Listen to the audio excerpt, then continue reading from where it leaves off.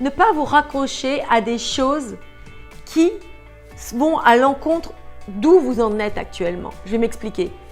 Par exemple, vous allez vous dire « Oh, mais il disait qu'il m'aimait.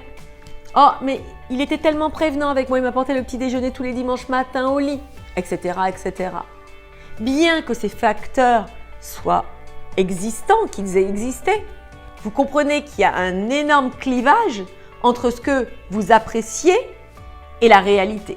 Donc à présent, il faut mettre des actions en place pour être pertinente, pour le reconquérir, si cette relation en vaut la peine. Mesdames, comme je vous l'ai expliqué au départ, si cette relation était viable, si justement cet homme était valable et que cette relation s'est soldée par un échec à cause d'un malentendu, ça vaut la peine que vous battiez pour.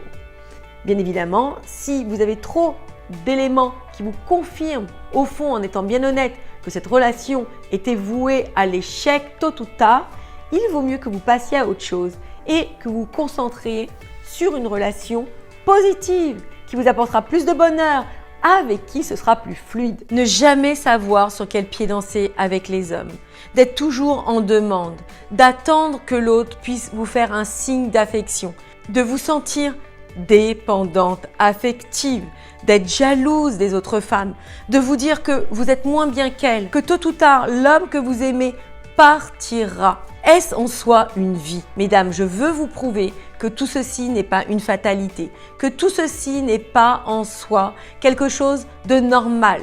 Si aujourd'hui vous ne pouvez plus supporter tout ça, si vous avez envie de sortir de cette situation, je veux vous prouver que tout ceci est possible.